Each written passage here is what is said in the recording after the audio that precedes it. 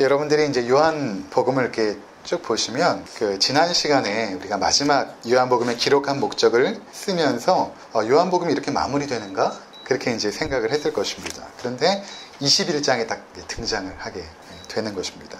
지난 시간에 우리가 살펴본 내용을 보면 요한이 이 책을 기록한 목적을 이렇게 쓰고 있죠. 오직 이것을 기록함은 너희로 예수께서 하나님의 아들 그리스도이심을 믿게 하려 함이요 또 너희로 믿고 그 이름을 힘입어 생명을 얻게 하려 함이니라.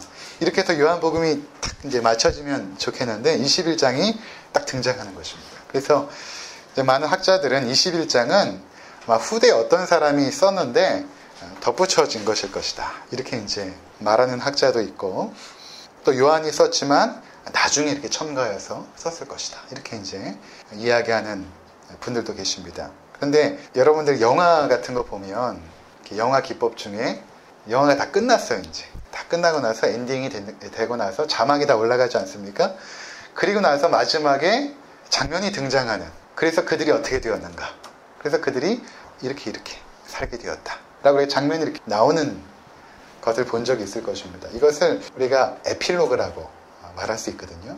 그러니까 음악에도 보면 프롤로그가 있고 또 음악이 쭉 흐르다가 마지막에 에필로그가 있고 기승전결, 그런 어떤 흐름이 있는 것처럼 요한복음도 마찬가지로 요한복음 1장 1절부터 18절까지가 프롤로그라고 할 수 있고 21장이 에필로그가 되는 것입니다. 그러니까 이제 모든 긴박했던 요한이 우리 가운데 보여주고자 했던 그 모든 복음의 내용이 마무리가 되고 나서 그 후에 과연 어떻게 되었는가 라는 부분들을 21장을 통해서 우리 가운데 보여주고 있다는 것입니다. 어떤 다른 사람이 써서 덧붙여진 것이 아니고 요한이 요한복음의 서술 의도에 맞게 기록을 한 것입니다. 자, 그래서 오늘 이제 본문에 보면 부활하신 주님께서 이제 세 번째 나타나신 장면인데, 이 요한복음이 예수님께서 부활하시고 제자들에게 나타나신 것으로 끝나는 것이 아니라 그들에게 세 번째 나타나셔서 사명을 부여하시는 장면으로 이제 마무리가 되고 있다는 것입니다. 자, 1절에 보니까 그 후에 예수께서 디베랴 호수에서 또 제자들에게 자기를 나타내셨으니 나타내신 일은 이러하니라, 이렇게 설명을 하고 있죠. 그 후라는 것은 바로 두 번째 예루살렘에 제자들이 있을 때에 나타나셨던 그 일 이후에, 디베랴 호수라는 것은 갈릴리 호수를 말합니다. 갈릴리 호수라고도 말하고 갈릴리 바다라고도 하죠. 주로 예수님께서 사역을 진행하셨을 때의 그 활동 무대입니다. 바로 이 근처에서 오병이어 사건도 있었고 말씀을 가르치기도 하시고 산상수훈도 바로 그 갈릴리 호수 근처에 있는 자그마한 언덕배기에서 예수님께서 말씀하셨던 바로 그 디베랴 호수가, 그 갈릴리 바다가 오늘 본문의 배경인 것입니다. 예수님의 제자들이 예루살렘에서 두 번째 부활의 주님을 만나고 난 이후에 이제 흩어집니다. 그래서 어디로 가냐면 갈릴리로 갑니다. 그래서 어떤 분들은 그렇게 얘기해요. 왜 제자들이 복음을 증거하러 바로 가지 않고 갈릴리로 갔을까? 이것은 예수님의 제자들의 불신앙이다. 그들이 바로 복음을 증거하지 않고 삶의 자리로 그냥 도망가 버리고 먹고 살기에 그들이 분주한 나머지 복음 증거한 일을 잊어버렸다. 이렇게 이제 생각하는 사람도 실제로 있습니다. 그러나 그것이 아니라 예수님께서 이미 그들에게 갈릴리로 너희가 가라 분부하셨던 것입니다. 마가복음 14장 28절에 보면 그러나 내가 살아난 후에 너희보다 먼저 갈릴리로 가리라, 이렇게 말씀하신 것입니다. 그리고 마태복음 28장에 보면 부활하신 후에 여인들에게 예수님께서 나타나셔서 너희가 제자들을 만나서 그들에게 갈릴리로 갈 것을 부탁하라, 그렇게 이제 말씀하시거든요. 그래서 제자들이 그곳으로 간 것입니다. 2절에 보니까 이 본문에 등장하는 예수님의 제자들의 이름이 기록되어 있습니다. 시몬 베드로, 그리고 디두모라 하는 도마, 갈릴리 가나 사람 나다나엘, 그리고 세베대의 아들. 여러분, 세베대의 아들이 누굽니까? 야고보와 요한입니다. 야고보와 이 글을 기록한 요한입니다. 그리고 또 다른 제자 둘이 함께 있더니, 총 7명의 제자들이 갈릴리에서 이제 모여 있었던 것입니다. 자, 그 상황에서 이제 베드로가 말합니다. 나는 물고기를 잡으러 가겠다, 이렇게 말합니다. 그러자 함께 있었던 제자들이 우리도 같이 가자, 그래서 배에 올랐던 것입니다. 또 그 당시에 그 탔던 배가 발견이 되었는데 그렇게 크지 않습니다. 한 여기서 저기 입구까지 정도 길이 정도 되는 그런 배에 7명의 제자들이 올라서 갈릴리 바다로 항해를 하러 나간 것입니다. 그 당시에 보통 뱃일은 자정이 넘은 시각부터 시작하여서 새벽에 잡은 물고기를 가지고 돌아오게 되거든요. 그러니까 그들이 아마도 자정이 넘은 그 밤에 물고기를 잡으러 갈릴리 바다로 간 것입니다. 그물을 던지고 또 그물을 끌어올리고 계속해서 반복을 했겠죠. 그런데 아무것도 잡지 못한 것입니다. 해가 떠오르는 새벽녘이 되었습니다. 저쪽 바닷가에 보니까 한 사람이 서 계셨어요. 우리가 잘 알다시피 예수님이 계셨던 것입니다. 그러니까 아마 예수님께서 밤에 계속해서 그들을 지켜봤겠죠. 그런데 밝아오면서 제자들이 발견한 것입니다. 바닷가에 누가 계시네? 누가 있다. 이렇게 발견한 것입니다. 근데 그쪽에서 이제 목소리가 들려옵니다. 뭐라고 말하냐면, 얘들아, 너희에게 고기가 있느냐? 이렇게 목소리가 들려오죠. 너희에게 고기가 있느냐? 낚시를 저도 참 좋아해서 가끔 다니는데, 낚시 가면은 흔히 물어보죠. 고기 좀 잡으셨어요? 물어봅니다. 아마 제자들도 그런 광경일 것이라고 생각을 했을 것입니다. 관심 있는 어떤 사람이 우리에게 고기가 있느냐 그렇게 물었던 것으로 생각을 했을 것입니다. 그래서 제자들이 말합니다. 고기가 없습니다. 한 마리도 못 잡았습니다. 그러자 또다시 목소리가 들려옵니다. 그물을 배 오른편에 던지라. 그리하면 잡으리라. 배 오른편에 그물을 던지게 됩니다. 끌어올리는데 이제 묵직한 거예요. 묵직한 것입니다. 제자들이 달려들어서 함께 그물을 끌어올리게 됩니다. 근데 그물을 끌어올리다가 요한이라는 제자가 통찰력 있는 제자 아닙니까? 저분이 예수님이다 라는 사실을 알아차립니다. 그리고 그 옆에서 함께 그물을 끌어올리고 있던 베드로에게 말합니다. 주님이시다. 그 이야기를 듣자마자 베드로가 항상 행동이 앞섰죠. 이제 옷을 거의 벗고 뱃일을 했겠죠. 그러다가 이제 겉옷을 입고 예수님께 이제 예의를 차려야 되니까 겉옷을 졸라 걸치고 나서 물속으로 뛰어드는 것입니다. 그리고 헤엄을 쳐서 이제 바닷가로 가기 시작했습니다.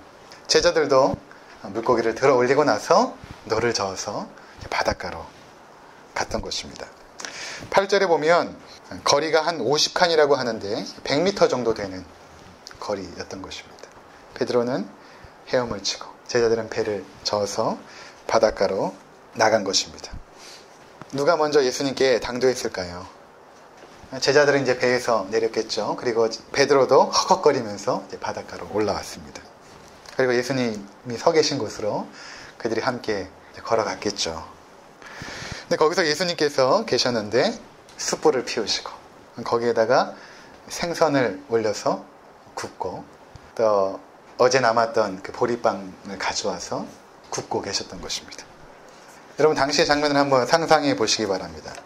새벽 미명에 고요한 갈릴리 바닷가, 그 한적하고 조용한 바닷가에서 예수님께서 이제 불을 피우고 계신 거예요. 제자들을 위해서. 그리고 아침을 준비하시느라고 고기를 굽고 떡을 데피고 있었던 것입니다. 사랑하는 제자들을 위해서 소박한 아침 식사를 준비하는 그 예수님의 모습. 부활하신 예수님께서 이러한 모습으로 제자들에게 나타나신 것이 저는 굉장히 마음에 와닿아요. 하늘과 땅의 모든 권세를 가지신 예수님 아닙니까? 그 어미와 권세가 있는 분인데 소박하게 나타나셔서 그 음식을 준비하고 계신 것입니다. 예수님께서 말씀하십니다. 너희가 지금 잡은 생선을 좀 가져오라. 그러니까 베드로가 갑니다. 그리고 그물을 육지로 이제 끌어내리죠. 그러니까 베드로가 굉장히 그 등치가 장대했던 것 같아요. 그리고 힘도 굉장히 센 것 같아요. 나중에 보면 153마리의 물고기를 잡는데 그 당시로는 굉장히 많은 물고기죠. 여러분이 혹시 성지순례 가시면 지금도 그 갈릴리 호수의 근처에서 베드로 물고기를 먹게 되는데 손바닥보다 좀 큰 물고기입니다. 맛도 별로 없어요. 그 당시 이제 그물은 또 굉장히 약하지 않습니까? 보통 찢어져야 마땅한데 찢어지지 않는 채로 그 153마리의 물고기를 건져 올린 것입니다. 어떤 사람은 이 153이라는 숫자에 막 의미를 부여하려고 합니다. 지금도 우리나라에서 제일 많이 팔리는 볼펜이 모나미 153 아닙니까? 사실 별 의미는 없어요. 의미는 없는데 베드로가 샜겠죠. 그물을 끌어올려서 샜을 것입니다. 이렇게 많은 물고기를 잡았으니까 한번 세보고 싶었겠죠. 또는 7명의 제자들이 물고기를 나눠 가지려면 어느 정도 세봐야 되지 않겠습니까? 그러니까 153마리를 센 거예요. 많이 잡았다라는 표현이지 거기에 어떤 의미를 부여할 필요는 없을 것 같습니다. 그렇게 이제 많이 잡은 물고기 중에 몇 개를 베드로가 가지고 와서 예수님께 드립니다. 예수님께서 그 물고기도 함께 굽고 계셨습니다. 근데 그 자리에 이제 모인 제자들이 아무 말도 하지 않습니다. 주님이십니까? 묻지도 않고 우리가 얼마나 주님을 기다렸는데 이곳으로 오셨습니까? 이렇게 말하는 자도 없었어요. 아무 말 없이 조용하게 그 자리에 함께 둘러앉아서 식사를 하고 있는 것입니다. 굉장히 정겹고 평안하지 않습니까? 여러분께서 한번 당시의 장면을 머리에 그려보면 좋을 것 같아요. 어떠한 모습이었을까? 새벽 미명에 한적한 그 갈릴리 호숫가에서 예수님과 함께 둘러앉아서 모닥불을 피워놓고 생선을 먹고 보리빵을 먹는 그 예수님과 제자들의 모습을 한번 머리에 그려봤으면 좋겠습니다. 전 이것을 만약에 그림으로 그리고 나서 제목을 쓰라고 하면 이렇게 붙이고 싶어요. 절대평강. 절대평강. 그곳에 모인 그 제자들의 마음 가운데 예수님을 만난 기쁨도 있지만 완벽한 평강의 마음이 있었던 것입니다. 왜냐하면 주님께서 부활하시고 나서 첫 번째 나타나시고 두 번째 나타나실 때 처음에 했던 말씀이 무엇입니까? 너희가 평안하뇨. 너희에게 평강이 있을지어다. 이렇게 말씀하지 않았습니까? 예수님이 우리 삶의 자리에 오심으로 말미암아 평안함이 찾아오는 것입니다. 그 평안함 속에서 무슨 말이 필요했겠어요? 현실의 삶에 대한 염려나 막연한 미래에 대한 불안이 없습니다. 그 고요한 아침 예수님과 함께한 그 식사는 평강 그 자체였던 것입니다. 이 장면을 왜 마지막에 이렇게 기록했을까? 그것은 앞으로 예수님으로 말미암아 제자들이 수많은 영혼들을 구원할 것을 예수님께서 그들에게 상징적으로 가르쳐 주신 것입니다. 그러니까 요한이 그물을 끌어올리다가 예수님이시다 이렇게 깨닫게 된 이유가 있습니다. 왜냐하면 누가복음 5장에 보면 이런 장면이 있습니다. 예수님이 제자들을 갈릴리 바다로 이제 찾아가셨는데 그때도 그 제자들이 밤새도록 수고하였는데 물고기를 잡지 못합니다. 3년 전이었죠. 예수님께서 이렇게 말씀하십니다. 시몬에게 깊은 데로 가서 그물을 내려보아라 이렇게 말씀하셨거든요. 그래서 그들이 깊은 데로 가서 그물을 던졌는데 고기가 너무 많아가지고 그물이 찢어져 버린 거예요.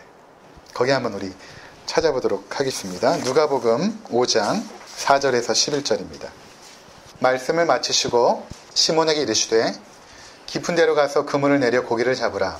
시몬이 대답하여 이르되 선생님 우리들이 밤이 새도록 수고했을 때 잡은 것이 없지만은 말씀에 의지하여 내가 그물을 내리리다 하고 그렇게 하니 고기를 잡은 것이 심이 많아 그물이 찢어지는지라. 이때는 그물이 찢어져 버립니다. 이에 다른 배에 있는 동무들에게 손짓하여 와서 도와달라 하니 그들이 와서 두 배의 체험에 잠기게 되었더라. 시몬 베드로가 이를 보고 예수의 무릎 아래에 엎드려 이르되 주여 나를 떠나소서 나는 죄인으로소이다 하니 이는 자기 및 자기와 함께 있는 모든 사람이 고기 잡힌 것으로 말미암아 놀라고 세베대의 아들로서 시몬의 동업자인 야고보와 요한도 놀랐습니다. 예수께서 시몬에게 이르시되 무서워 말라. 이제부로는 내가 사람을 취하리라 하시니 그들이 베드로를 육지에 대고 모든 것을 버려두고 예수를 따르니라. 그때의 장면을 요한이 기억한 것이죠. 3년 전에 이곳에서 있었던 그 사건. 그때 우리가 그물을 끌어올릴 때 찢어졌었는데 주님께서 이 자리를 또 찾아오셨구나. 그때 예수님께서 사람을 낚는 어부가 된다라고 말씀하셨는데 이제 우리가 갈릴리 호수에서 물고기를 잡는 어부가 아니라 세상으로 나가서 그리스도를 알지 못하는 많은 사람들에게 복음을 증거하여 그들을 구원하는 사명을 감당하겠구나 라는 것을 그곳에 모인 제자들은 깨닫게 된 것입니다. 그렇죠. 사람을 낚는 어부가 되리라 주님께서 말씀하셨기 때문인 것입니다. 초란 어부에 불과했던 자들에게 예수님께서는 사람을 낚는 어부가 되게 하리라 말씀하셨던 것입니다. 그 당시에는 이해도 하지 못했고 가능하다라고 그 누구도 생각지 못했을 것입니다. 그런데 그로부터 2000년이 지난 지금 12명으로부터 시작된 그 복음 증거 사명이 온 세계를 발칵 뒤집었던 것입니다. 복음으로 말미암아 하나님께서 던지신 구원의 그물에 우리도 건짐을 받게 된 것이죠. 저는 오늘 특별히 두 개의 장면에 주목하고자 합니다. 첫 번째는 무엇인가 하면 물고기를 잡기 위해서 밤새도록 이제 수고한 제자들에게 예수님께서 너희에게 고기가 있느냐? 이렇게 물으시는 장면입니다. 너희에게 고기가 있느냐? 2000년 전에 갈릴리에서 물고기를 잡고 있던 제자들에게 찾아오신 주님께서는 오늘도 우리의 삶의 자리에 찾아오십니다. 그리고 우리에게도 동일하게 물으십니다. 너희에게 고기가 있느냐? 어부에게 있어서 목적은 물고기를 잡는 것이죠. 수단은 그물을 던지는 것입니다. 밤새 그물을 던졌지만 물고기를 잡지 못했다는 것은 무엇입니까? 내가 내 삶의 주인이 되어서 살아가는 삶에는 수고하고 노력한 열매들이 없다는 것입니다. 뭔가 열매가 있는 것 같은데 내 손에 쥐어진 것은 아무것도 없어요. 뭔가 재산도 쌓이는 것 같고 집도 있는 것 같고 뭔가 결과가 있는 것 같은데 의미를 찾지 못하는 거예요. 그것이 무슨 열매겠습니까? 밤을 새가며 공부하는 학생들, 그물을 던지는 거 아닙니까? 밤을 새가면서 비록 지금은 힘들어도 앞에 놓여있는 행복을 위해서 그물을 던지는 것입니다. 좋은 연봉에 안정된 직장에 들어가기 위해서 애쓰는 청년들이 있습니다. 열심히 노력하죠. 가정을 이루고 자녀를 낳고 그들에게 좀 더 좋은 환경을 열어주고자 힘쓰시는 부모님들, 아이들에게 뭔가 좀 남겨주고 싶어서 좀 더 평안한 인생을 열어주고 싶어서 노력하는 부모님들 여기 계십니다. 때로 우리 눈에는 여전히 부족하고 안타까워 보여도 우리 나름대로 또 자녀들 나름대로는 그 수준에서 최선을 다하는 거예요. 그 수준에서 최선의 선택을 하고 다른 노력을 하는 것입니다. 근데 그렇게 살아가는 우리들에게 주님께서 문득 찾아오시고 물어보십니다. 이렇게 묻는 것이죠. 너희에게 고기가 있느냐? 우리 삶의 의미를 물어보시는 것입니다. 간혹 그럴 때 있지 않습니까? 문득 누군가 물어봐요. 너 행복하니? 이렇게. 청춘 남녀가 이제 결혼을 한 것입니다. 단란한 신혼가정을 꾸몄어요. 결혼하지 못한 친구가 어느 날 찾아와서 묻습니다. 결혼하니까 행복하니? 묻는 것이죠. 좋은 대학에 들어간 친구에게 찾아와서 묻는 것이죠. 좋은 대학 가니까 행복하고 네가 원하는 삶이니 그것이? 이렇게 문득 우리 삶에 예수님께서 질문을 던지시는 것입니다. 그런데 우리 삶에 내가 여전히 주인으로 남아있고 내 뜻과 내 계획과 내 목적대로 살아가는 삶에는 의미를 찾을 수가 없다는 것입니다. 뭔가 부지런히 살고 열심히 살았는데 의미를 알 수가 없는 거예요. 행복하지도 않고. 뭔가 이루고 뭔가 모이게 되면 행복할 줄 알았는데 더 불안하고 잃을 것이 많은 사람들이 더 불안하지 않습니까? 더 초조하게 되고 주님이 물어보시는 것입니다. 너희에게 고기가 있느냐? 그런데 예수님께서 찾아오시고 우리 삶의 주인이 되시고 그분의 뜻대로 우리가 순종하며 살아갈 때에 비록 당장에는 그 의미를 알 수 없었던 그 일들이 하나하나 의미를 부여받게 되는 것입니다. 실패라고 여겨졌던 삶의 흔적들조차도 의미를 갖게 되는 것이고 전혀 사소하게 치부되었던 순간순간들이 하나하나 아름다운 의미들로 우리 가운데 다가오게 되는 것입니다. 그것이 바로 예수님께서 우리 삶에 찾아오시고 그분의 뜻 가운데 우리 삶을 인도할 때 나타나는 삶의 현실입니다. 두 번째 장면은 무엇인가 하면 예수님과 함께 바닷가에서 소박한 아침 식사를 하는 장면입니다. 예수님은 만찬을 준비하지 않으셨습니다. 참으로 소박한 식사였죠. 그럼에도 불구하고 우리는 이 장면에서 하나님 나라의 그 평안을 발견합니다. 예수님과 함께 모여있는 그 속에서 고요한 정적 가운데 이루어지는 하나님 나라의 그 절대 평안, 그것을 우리가 발견하게 된다는 것입니다. 현재의 삶에 대한 근심도 막연한 미래에 대한 불안도 없이 오직 이곳에는 평강만이 있을 뿐입니다. 왜 그렇습니까? 예수님과 함께하기 때문입니다.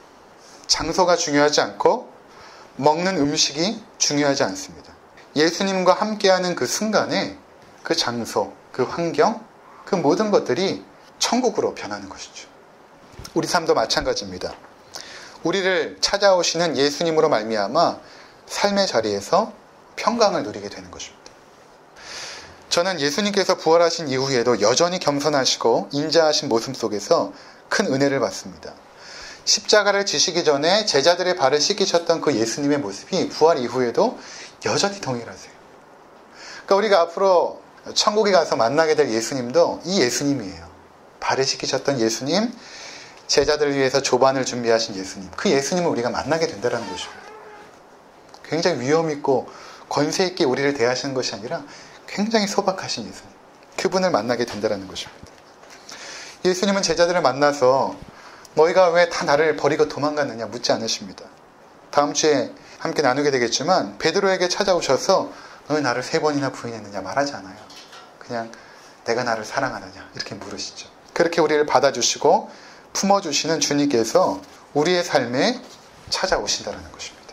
그리고 우리를 위해서 조반을 준비하시는 것입니다. 빵을 구우시고 생선을 구워서 우리에게 먹이시는 그 주님. 우리 삶이 비록 소박하지만 하나님은 그 소박한 삶을 통해서 풍성한 은혜를 부어주시는 것입니다. 우리의 삶이 물질이 많고 남들이 볼 때에 화려하고 그렇다고 해서 풍성해지는 것이 절대 아니죠. 비록 가난하고 보잘것없지만 예수님과 함께 살아가는 그 삶에 풍성함이 있어요. 그래서 그 풍성함을 경험하는 사람들은 굳이 그 어떤 다른 것들을 구하지 않죠. 예수님과 함께 있는 그 순간, 때로는 그 침묵이 많은 것들을 표현하지 않습니까? 바로 제자들이 그러한 모습이었던 것입니다. 이후에 제자들은 복음을 증거하며 수많은 고문과 핍박을 받게 됩니다. 저는 제자들이 아마 그랬을 것 같아요. 그들의 그 기억 속에서 늘 잊지 못하는 장면, 그것은 예수님과 갈릴리 바다에서 함께 아침을 먹었던 그 장면이 아니었을까? 그때 누렸던 그 평안이 아니었을까? 그때 느꼈던 삶의 풍성함, 그 기쁨, 그 완전했던 만족감, 그 행복, 그것을 기억했을 것입니다.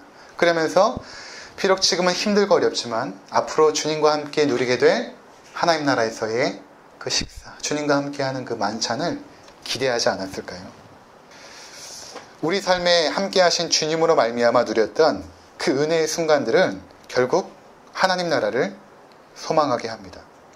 잠깐이었지만 여러분 삶에 있어서 그 스쳤던 행복감이 있지 않습니까? 야, 이게 행복이구나. 이게 천국이구나. 그렇게 잠깐 느꼈던 그 순간들. 잠깐이었죠. 그러한 그 추억들이 결국에는 하나님 나라를 소망하게 하는 것입니다. 그 나라에 갔을 때 주님과 함께 누리는 그 은혜와 축복이 얼마나 클까. 그것을 기대하게 만드는 것입니다. 한 해가 저물어가는 이때 돌이켜보면 우리가 기억하던 기억하지 못하던 주님께서는 우리 삶의 자리에 늘 함께 하셨습니다. 밤새 수고했던 제자들을 지켜보셨던 주님께서 우리의 삶도 그렇게 지켜보고 계셨던 것입니다. 그리고 우리의 삶의 의미를 물으셨던 것입니다. 너에게 고기가 있느냐? 이렇게 물으셨던 것입니다. 또 어떻게 해야 하는지도 말씀하셨습니다. 배 오른편에 그물을 던져라. 때로는 설교 말씀을 통해서 또 우리가 성경 묵상을 통해서 주변의 믿음의 형제 자매를 통해서 우리 가운데 하나님께서는 말씀하셨죠.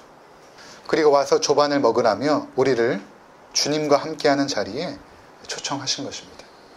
아기가 어머니 품에 있을 때 가장 안전하고 평안하듯이 우리는 주님 품에 안길 때에 비로소 안전하고 평안한 것입니다.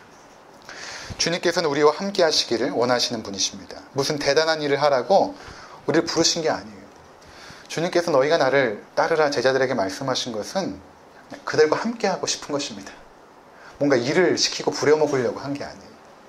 함께 하고 싶은 거죠. 그게 첫 번째입니다.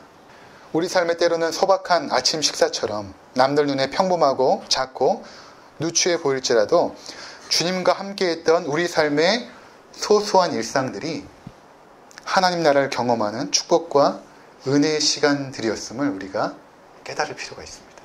그 자리가, 그 사소했던 그 우리 삶의 자리들이, 주님과 함께했던 그 소박했던 그 순간들. 그러면서 우리는 저 영원한 천국에서 주님과 누리게 될 그 아름다운 그 잔치를 기대하게 되는 것입니다.